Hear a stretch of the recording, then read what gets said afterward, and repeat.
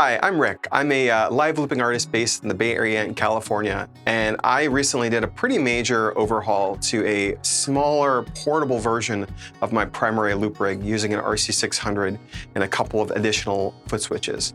I was pretty happy with how the whole thing came out, and I thought it'd be really interesting to approach not necessarily what I ended up with, although you'll definitely get that here, but more the way I approach taking the functionality of a much more involved fully featured rig and scaling that down to what's plausible and workable in a smaller setting like the 600 with just a couple extra buttons. My goal is to get as much of the functionality of this into this, specifically using an RC-600 with an FS6 and an FS7 external foot switch and using the 13 buttons and all of the onboard features of the 600 to maximize the setup that I use and get my workflow portable going forward.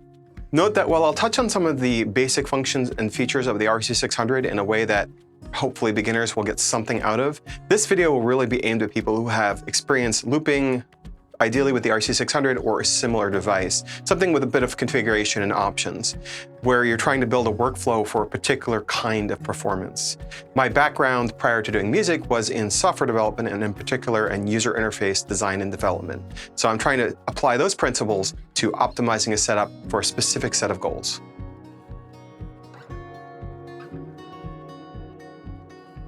Before we dig into my existing setup, I'd like to go through some of the basics of the RC-600, including some of the terms that I'll need to use during this video. First, the canvas against which I'll be painting this configuration is something called a memory location. The RC-600 has 99 memory locations, each of which can be used to store configuration settings and even existing loops as desired. I'll be using one of these memory locations to create this setup. The device also allows loopers access to 6 concurrent tracks, which are individual loops that can be played together or individually.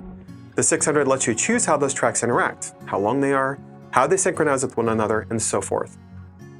The 600 itself has 9 face buttons you can individually assign. By default, these buttons do the things printed on the device, but importantly, those assignments can be changed freely.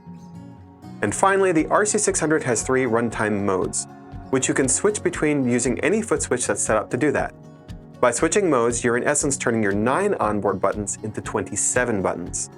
Note that external foot switches don't interact with the modes in any way. In other words, they always do the same thing no matter what mode you're in. This will end up being a blessing and a curse. My mission is to set up these 9 on-device buttons in the 3 modes, and the additional 4 buttons the foot switches give me to create my configuration.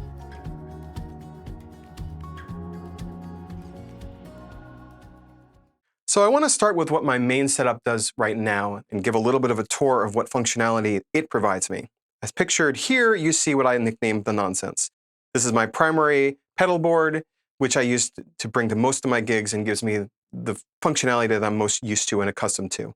A lot of my arrangements are based on the functionalities this gives me, so the more I can replicate, the easier it will be to use my arrangements in any setup.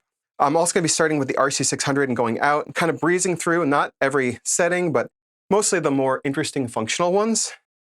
I will occasionally reference these buttons here using their numbers in the manual. This is button 1 through 6 down here, 7, 8, 9 up here. That's what the manual calls them, and that's how you handle assigns and such. Starting in mode 1, which is the mode I use most often, these 2 buttons make up track 1, play, record, stop. Track 2 and track 3, same thing, just as written on the device. On mode 2, I have the same thing, but for track 4 and track 5. This is something else, don't worry about it. But this, in practice, I don't use track 5 really ever. So my goal is 4 tracks. This button here, which is button 4 in mode 2, is a tap tempo. I can actually change the tempo of something if I want to recycle a percussion loop and kind of use it in the next song and save time, I can do that. Also in mode 1, this button here is actually all start stop, not this which is pictured, but over here. It's just a more central location for that functionality, a little easier to work with in general. This and this both modify my guitar tone. This is a lead tone, which is part distortion and part reverb. This is a chorus effect. And for additional options with my guitar, I have this Boss OC3 octave pedal. It's set to poly setting, which lets me pitch the lower sounds an octave down. In particular, hitting my guitar to get kind of that bass drum sound, I can do that there. But with the poly setting, it will not affect higher sounds, which means it's going to leave the higher end alone. Mel 9, this is a, I guess, synth pedal. Pretty cool pedal, definitely check it out. I'll probably find some YouTube videos on it.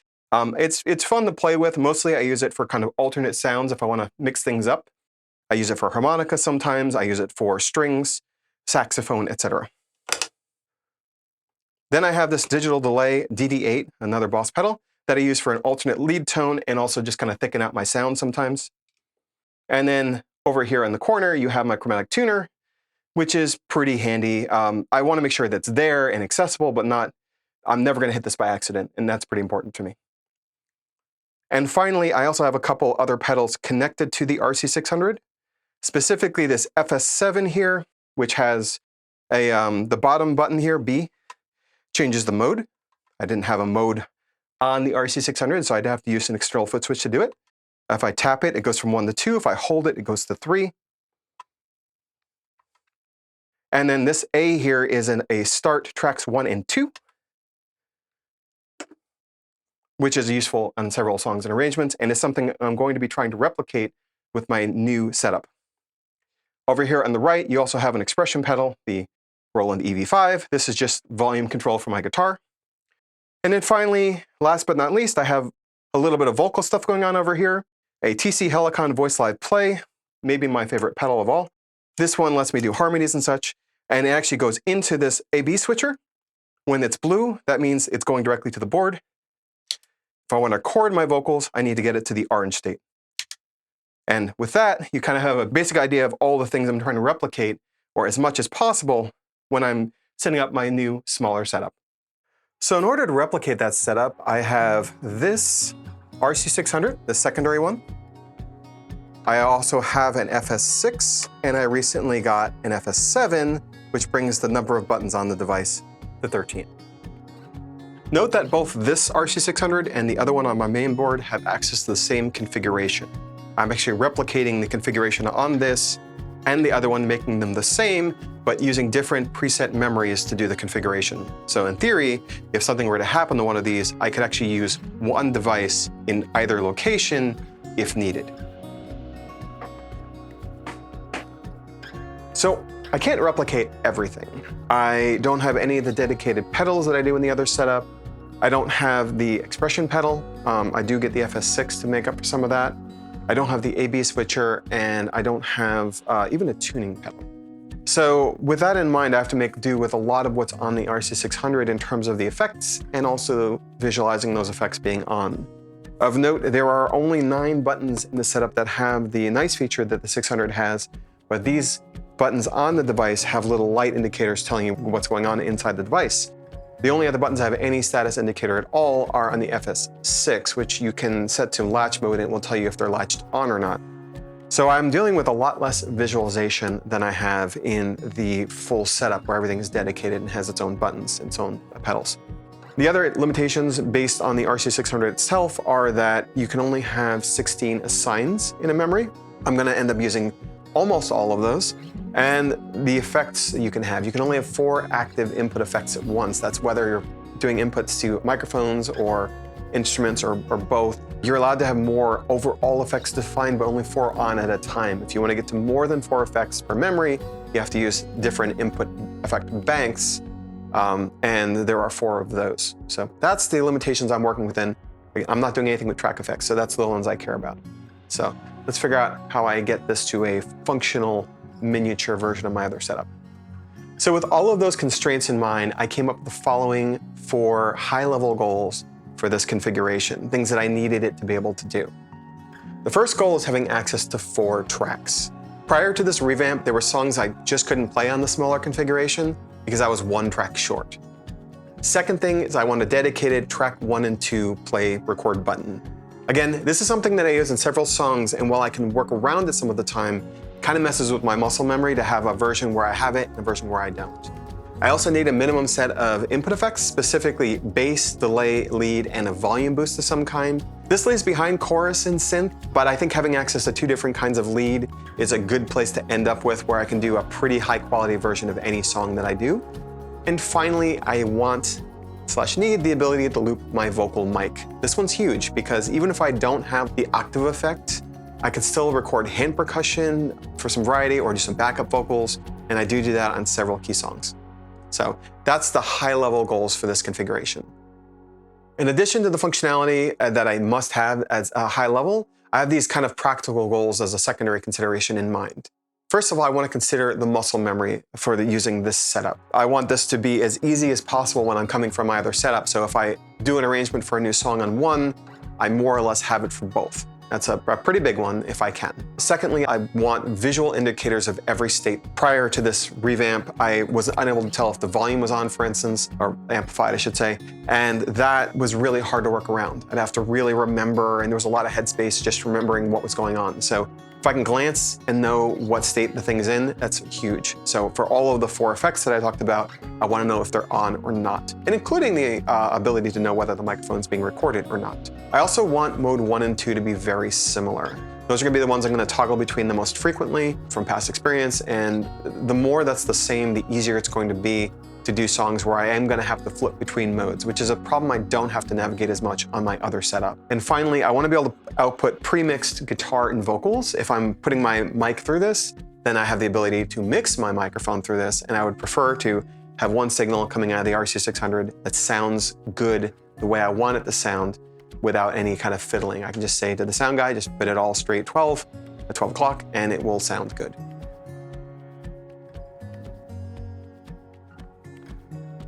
So with my goals and my limitations set, I'm going to do a quick inventory of the features of the RC-600 that I'll need to include in this setup.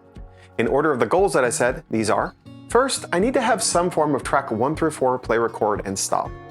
And this will also need to include all start stop. To support my second goal, I need a track 1 and 2 play record button. And to support my FX needs, I need a toggle for bass, a toggle for lead tone, a toggle for delay, and a toggle for volume. And finally, I'm going to need a toggle for my vocal microphone. For general workflow needs, I'll also need a mode switch, and I can easily include tap tempo. Of these, if I order them by how often I'll need them, the list looks a bit more like this. So I'll want that top gripping to be very accessible, ideally things in mode 1 and on my foot switches. Note that while track 4 is a goal, it's still far less common than the other 3 in my arrangements, enough so that I want to put it in its own category. Finally, these options are interesting because they don't require a separate status indicator. Their actions trigger status elsewhere. The all start stop will cause my tracks to either be playing or all be stopped, but the button itself doesn't need to indicate that it's been clicked to do one or the other action. Track 1 and 2 play record is similar to that in that it triggers status changes in track 1 and 2. The mode switch will cause the RC-600 to switch modes, but hopefully other indicators on the device will make it clear what mode I'm in.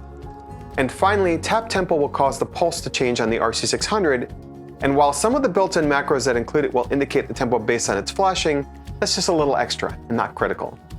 All of these features are theoretically things I could put in the FS7 where I don't need the additional status indication. However, the all start stop in particular is unlikely to be there because I'll want it really central to my configuration since I do hit it quite a lot. Now at this point, I'm going to skip ahead to the end and show what the actual final design looked like. I'm going to do this for a couple reasons. One, I think the value of this video, and if you stop after this section, hopefully you'll get that value, is really around the design. I set out with a set of goals and a set of constraints, and how did I navigate the design constraints to make sure that I hit the goals that I set for it. So we're going to show what it does, and I'm going to review the design goals I had against what it was I ended up with. That is specifically that I have the needed effects, that I have access to 4 tracks, that I can start 1 and 2 together, and then I can record my vocal mic. Those are the big ones. So what did I end up with, and does it meet the goals that I set out for? And then for those who are curious or interested in copying any part of this, you can go ahead and see what I did to actually get some of the trickier configuration things working the way that I did.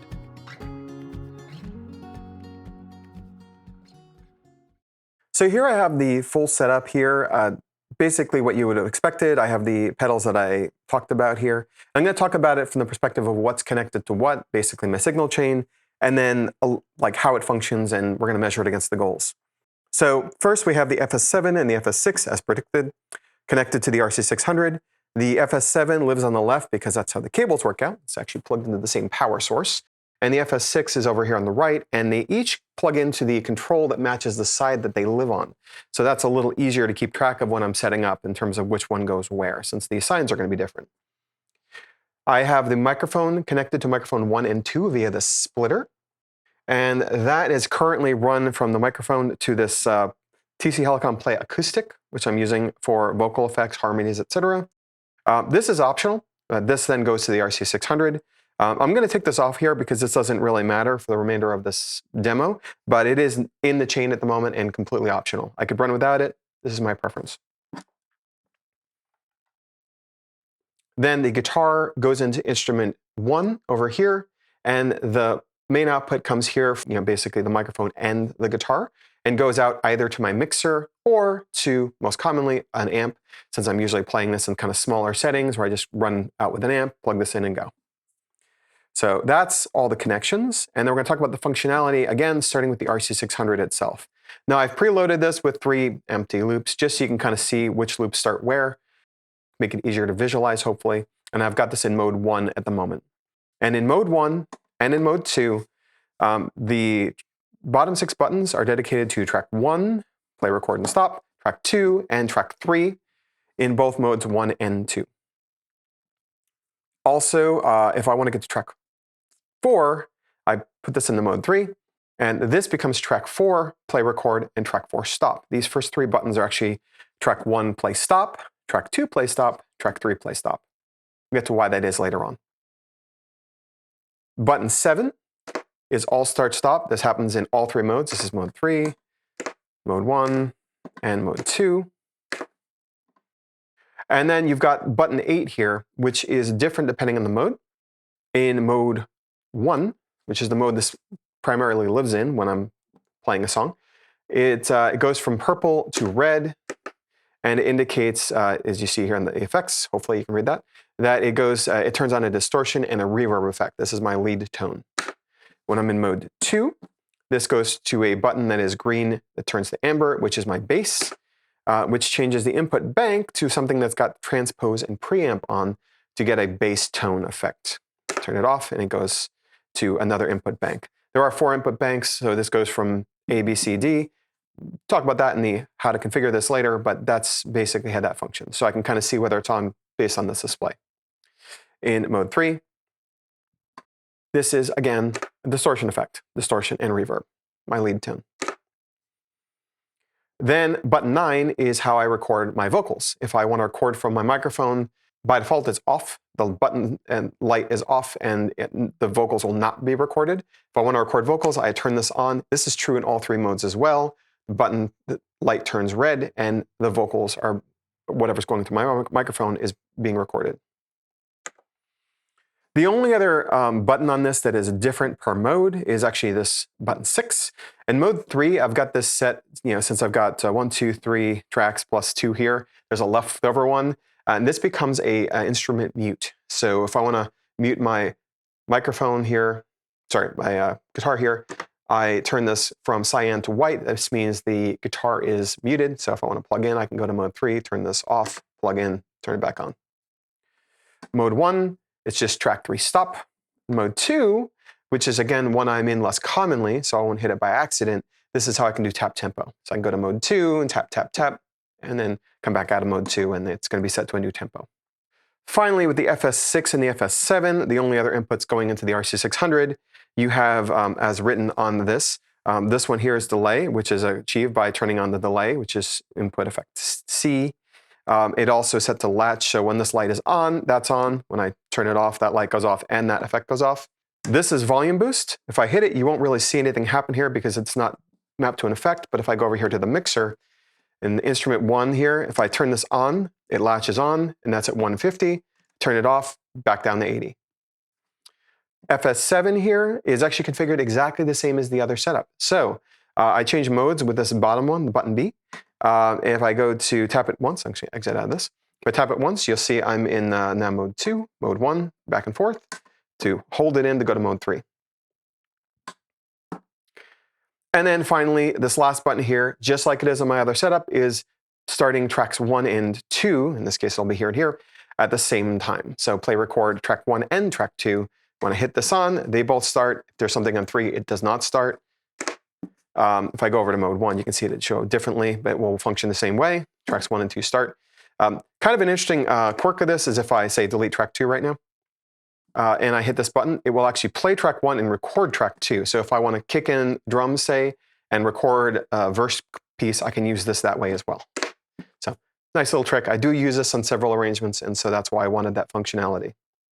So that's all the functionality this gives me. So to kind of see whether this was sufficient for my goals, I'm actually going to check it against the goals I set when I started out. So again, those goals are access to 4 tracks. In modes 1 and 2, this is tracks 1 through 3. Very easy to access, default configuration, very similar to my other setup. If I want to get to track 4, I'm able to, but I have to hold this down to go to mode 3. So it's possible, but awkward. And luckily, track 4 is the track that I use the least in my arrangements. Most of my songs, probably 80 to 90% currently, only use 3 tracks or fewer. But if I need it, it's there. I just kind of have to plan for it. So there it is. And I still, in this mode, have access to playing and recording, or sorry, playing. I could record if they're blank, but generally don't. Playing and stopping tracks 1, 2, and 3.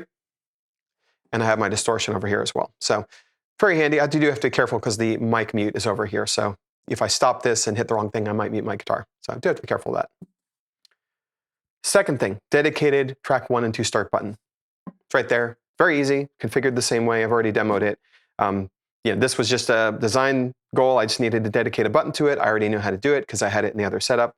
I will talk about how that's done later on because there's a little trick to it, but that was pretty straightforward. In terms of effects, on mode 2, I have bass. And mode 1, I have distortion or lead tone. In mode 3, I still have access to that same lead tone. And in modes 1 and 3, I also have delay, indicated by the latch button and by the delay there. And the volume, indicated by the latch button. If I was on the mixer, you'd see it change. But typically, I'm not running with the mixer showing. So this is my indicator that the volume is boosted. And finally, the ability to loop the vocal mic, which I just do by hitting this button here. So that's all 4 goals met. Varying degrees, there's compromises, what's available where, but I do have everything I need to run all my arrangements, at least present on this setup. And finally, other goals here, considering muscle memory, compared to my main setup, if I'm running in mode 1, say, which is here, you can compare this to my other setup. These 6 buttons do exactly the same thing. This is the same, and this is the same. So 8 of the 9 buttons are identical. And the one that's different is actually one I use less often in my other setup, which is actually pretty good. So I don't accidentally hit this expecting chorus. I rarely use chorus. So in terms of mode 1, where I live most of the time, the vast majority of things are the same. And FS7 here is exactly the same as well. So pretty good, all things told. These are taking the place of an expression pedal and a dedicated foot switch. So not going to confuse my muscle memory too much because I don't have those here. So pretty good. Visual indicators of every state. When the distortion's on, you see it coming on. I, again, run with this display going on the device most of the time so I can see the effects. So I have an easy visual for that. Plus, this goes from purple to red. And if I'm going to bass, that's the same on mode 3. I'm not going to show it, though. If I'm on bass, same thing. It goes from green to amber. And this changes to show the transpose and the preamp there. Delay indicated in 2 places, on the latch button on the FS6 and on the delay on the display. And the volume indicated via the latch button over here. Mode 1 and 2 are very similar. With the exception of these 2 buttons, they're identical. On mode 1, this is distortion. This is just a stop for track 3. On mode 2, this is a bass, and this is tap tempo. So they're almost identical. So if I'm switching between them to get to the effect that's different here, it's less likely I'm going to get confused and look for track 3 and hit track 4 or something like that. So they're pretty similar, which is, again, a goal. And finally, pre-mixed vocals and guitar. Again, this is a signal that will let me run into a board where all the knobs are set to 12 o'clock and it will sound like I want it to. My voice will be mixed a certain way. My guitar will be mixed a different way. And if I want to further adjust things, I have a couple of knobs here dedicated to other mixing options. Track 1 level is typically track 1's where I put my percussion tracks. So I can actually kind of tweak this a little bit and change the volume level of that. If it's too hot in the room, if the system is too much bass or not enough bass and I need more, I can adjust track 1. And my microphone for either just generally singing or looping my vocals, I have these 2 here as well. So that's basically all the functionality here, and we're going to continue the video from here.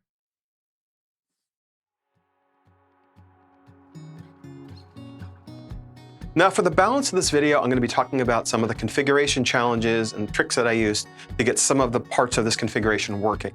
This is either going to be the most interesting or least interesting part of this effort, depending on why you're here. If you're not interested in that in particular, it's just kind of academic, but maybe not relevant to you, by all means, I have some demos of how this setup plays out, so you can kind of see how it works in practice that I'll be linking. I did a cover of the song Sit Down by James, which uses everything except for the 4th track, and a cover of Melt With You by Modern English, which has everything in it, including the 4 tracks, though it doesn't use the bass tone. So between them, that covers every feature that I've talked about in this setup, and I thought it'd be kind of good to see it in motion and how it feels in practice. Also how it sounds. I've also documented this setup at a kind of a logical way in a Google Sheet that I'm going to link below. You're going to start seeing screenshots of that in the rest of this video where I talk about which settings are relevant to which challenges. But if you're interested in just kind of copying parts of this, or you have additional questions, by all means, throw things in the comments and ask questions away. Also, if you like the video to this point, even if you bounce from here, no hard feelings. I hope you subscribe, and I'll look for more videos coming up. I'm going to try to do more of this kind of content, but I do want to know that it's worth doing. This does take a lot of effort, and hopefully you get some value out of it. With that, I'm going to start going to some of the challenges that made getting this up and running difficult. Challenge 1, bass tone. For this one, I'm going to link out to another video by Ross Gallagher, who himself is actually using resources from the RC-600 Facebook group. So I don't know who is the original progenitor of this particular idea or workaround, but the guitar to bass tone on the RC-600 is not very good. It doesn't sound very good.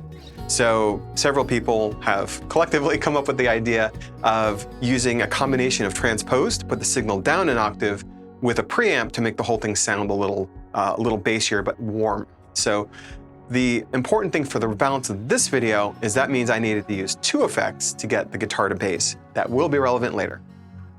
Challenge 2, I need too many effects. As I mentioned earlier, you can only have 4 effects defined within an input bank in the RC-600, with bass requiring 2, delay requires 1. Luckily, I don't need 1 for volume toggling. That's actually handled entirely through an assign. That only leaves 1 if I want to do any kind of lead tone. Now, prior to going through this rework, I actually had 1 distortion dedicated to this, but it just didn't like how it sounded. It was kind of harsh and tinny, and my bigger setup has 2 effects to get that nice warm distortion tone, which is a distortion with a reverb. So ideally, to make this sound like something I'm proud of, I want to have both of those effects. Unfortunately, 3 plus 1 is 5, and 5 is greater than 4. So now I have too many effects to juggle to fit in a single input bank. So what's my solution? Well, I have to use a second effect bank if I want to do all of these things together. So because I'm unlikely to need to use bass along with delay or distortion, I actually was planning to put 1 bank which has the 2 input effects that I need to make the bass tone, the transpose and the preamp, and a second one which has distortion and reverb for my lead tone and delay. So now I have 5 split across 2 input effect banks. Challenge 2A. There's no way to toggle between 2 input effect banks. Whoops! So now I have a bass, which requires me to go to a specific input effect bank to have the tones that I need. And I have reverb and distortion, which has to be on its other one. Unfortunately, the way the documentation in the parameter guide in the 600 works, you don't have access to a toggle between A and B or A and C bank option. That's not a thing you can do. You have 2 options. You can either tell it to increase the input effects bank or decrease it. And if you want to put this all on 1 button, you're kind of out of luck. You can't just kind of increase and then switch it to go decrease. So I needed to find a way to work around this limitation in particular. And I'll be quite frank, the hack that I used to get around this was to actually effectively tile alternating effects banks with the one I need for bass and the one I need for everything else. So A is the bank that has my distortion and my delay. B has bass. C has distortion and delay. D has bass. The effect of this is that when I increase, I go from 1, let's do the perspective of the bass, it goes bass is off, bass is on, bass is off, bass is on. I've created a toggle. Because there's 4 input effect banks, when I get to D, I wrap right back around to A, and I've got the whole thing sorted. So the final configuration of the input effect looks like this. One unfortunate side effect of this is that all of the settings need to be duplicated between A and C and between B and D. That means I need to set it up very carefully, because if I have the distortion set up with different parameters, it's going to sound different every other time I turn on distortion, which I don't want. This is definitely a hack. It did solve my problem. Feel free to use this, but do know that it is a bit of a pain to set up. We're definitely working around the limitations of the 600 on this one. With that, let's talk about the next challenge. Challenge 3, looping the mic without an A/B switcher. So to record my microphone, or to create a toggle for that, I used a trick I found from YouTuber Josh Elliott, which I'm going to be linking below. This worked out great for me. In fact, I had some questions about the configuration, and he was so kind as to answer those questions. So again, go over there, check it out, give him a subscribe, follow, whatever. But very helpful stuff. He figured out this trick basically. It starts with first taking your microphone and splitting your microphone signal into mics 1 and 2. That's what the splitter is here for. Then over here in the loop menu, you do this for all the tracks you care about. I'm going to use track 2 because it's the one that came up. You go to the last screen here on the right, which is the what inputs are being recorded into the loop. And I turned off recording mic 2. Then I go to the mixer, and I set mic 1 to be muted. Mic 2 is on. Since mic 2 is set to not be recorded, and since mic 1 is muted, that means if I were to put something through the microphone, it would not be recorded because it's going through mic 2 in. The last step of this process is you actually create an assign and a control for the button you want to do the trick. In this case, again, I used button 9 in all 3 tracks, all 3 modes rather. And that button does 2 things. One, it toggles the microphone, one of the microphone mutes with the control, and toggles the other one with the assign, effectively toggling both. So when I hit this button, it's going to toggle mic 1 mute off and mic 2 mute on. This has the effect of now, for instance, it's going through mic 1, which is recorded into the loop, and my microphone is live for recording. And very helpfully, the light indicates that that's the state it's in. So that's the whole trick. Do check out his channel and give him a follow. Again, I linked to the video below. But this is a really, really helpful trick and a good way to get an A/B switcher built into the 600 without any external gear except for the splitter, which is nice and small. Challenge 4, indicating the volume boost. So the final visualization challenge is getting eyes on whether my volume is boosted or not. Since I keep the current effects in this heads-up display here, I'm not going to see the mixer necessarily to know whether this is changing the volume or not. So I needed some other way to do that. Now, the way I settled on is probably pretty obvious, actually, since I'm using the FS6, which has this latching functionality. I had to kind of figure out how that worked. I tried to use the latch before, and it acted unintuitively, and I got confused, so I had to figure out how it actually works. So basically, when you latch this on, this holds the button down, in essence, and now it's unheld. So in terms of the RC-600 configuration, that is actually the mode of the button. If you have this set to latch mode, rather than using the mode to toggle, you need to set it to moment. So while it's plugged in, or while it's held in, it's going to do whatever the on is, or the max in this case, in the settings. So this is saying when this is in, and only while it's in, it sets the max to 150. I ended up doing something very similar with the delay pedals because I could. Note, this is only supported by signs and not by the native control function option to turn on the effect. If you use control functions, which is right here, you can set this to do things like change the input effect, but there's no way to do that in a way that is compatible with latching. So I actually, if there is a way, please do let me know. What I ended up having to do was actually set this to none, and then when this is on, I use an assign to get the latching on. In the end, I ended up with these 3 assigns again, 9, 10, and 13. As shown, basically, since I had just enough assigns to do it this way, I'm actually having this latch in 2 different delay pedal effects. So just in case I'm toggling through my banks here, if I turn on delay here and then toggle through, the delay is on in all the banks where delay is supported. Note that you can't have, or it won't actually do bass and delay at the same time. It's just the way I've set it up. So when I turn this off, the delay goes off. And that's it. Bonus challenge, starting tracks 1 and 2 together. Finally, this tripped me up more than I thought it would, and more than once, because I had this working on my old configuration, so I just wanted to include it here as kind of a bonus challenge. And that's getting this button here to start and play record tracks 1 and 2 simultaneously. Now, some of this is going to be a quirk of the way that I have my loops set up right now. So specifically, if I go to track 1, I should say my tracks set up, and you go over here to loop sync mode, track 1 is set to start immediately. Specifically, loop sync mode is immediate. When I do that for track 2, it's set to measure. This is so that they're set, when I have something playing here, it's going to synchronize it here and quantize it correctly.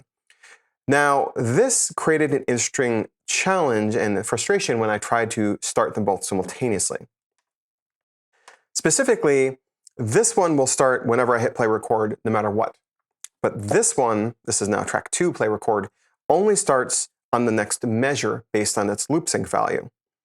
And I learned that apparently the order of the assigns on the device matters. So if I try to enact this by setting an assign to start play record track 1 and a second one to play record track 2, it will actually wait a measure before this one engages because this is already started.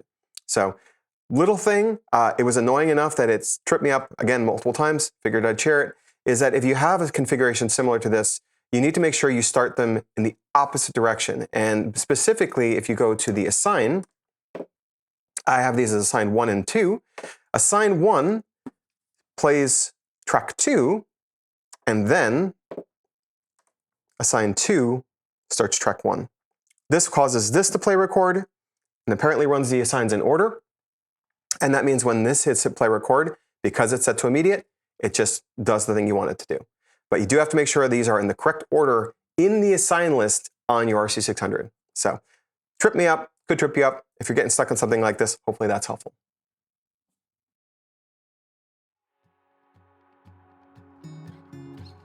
In closing, I just want to say I hope you enjoyed some part of this or got some value out of this. I've definitely gotten a lot of value in terms of setting up my own setup based on a lot of videos online. A lot of people talking about how to loop or how to configure various things, tips and tricks, all that kind of stuff, some of which I've referenced. A little bit of inside baseball in this video. I actually re-recorded parts of this video. You can probably tell that there were 2 different sets of recording in this one. Because as I was explaining why I had certain limitations, I kind of thought harder about, wait, do I need to have that limitation, or why does this need to be different? And I actually changed some things. Sometimes just explaining to someone, this is the configuration that I'm doing, and making apologies for it is all you need to know, that maybe you should see if you can do a slightly better job or do something differently. So doing this video actually helped me come up with an even better version of this for myself, which was pretty cool. As I mentioned, I do have a couple of videos demoing this system in action, so you can check those out on the channel. I've linked them earlier, I'll put them below. And if you enjoyed this video, any part of it, please feel free to share it with friends. Do subscribe. I'm going to try to do more of this. This does take more work than most of the videos on this channel. And I'd like to do more of it. So any feedback you can give me to let me know this was useful, or more of this or less of that would be great. And I fully expect the particulars of my setup to be, probably out of date pretty quickly. I'm always fiddling with it, things like this. I'm probably going to go back now that I've done this work and redo my other setup. So for instance, that's going to be at least partially out of date pretty quickly. And I think it's kind of a natural part of the workflow. Is the more you work with something, the more you're like, this is the sticking point. I want to make this better. Plus, of course, Boss is changing the platform all the time. Well, maybe not as often as I would like, but they are occasionally doing updates. This has I think it's 3.0. It's either 1.3.0 or 1.3.1.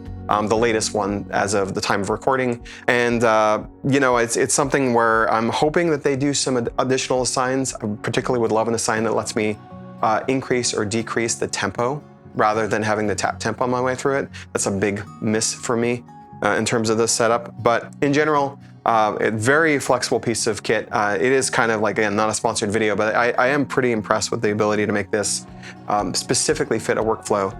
But it's also something I couldn't have done really early in my looping journey, because until you've used it a bit and figured out what works and what doesn't, you don't necessarily know how to optimize it. So hopefully that process was of some value to you. And with that, I'm going to say goodbye, and I hope you have a happy looping. If you have any questions, shoot them my way. If there's bigger questions, I might do follow-up videos. I also do a vlog series, Talking Music with Rick. So I might address a question there. You know, if I do, I'll respond to your question in the comments and also point you to the video where I actually address it in real time. But yeah, that's pretty much it. And I hope you've enjoyed, and you take care. Cheers.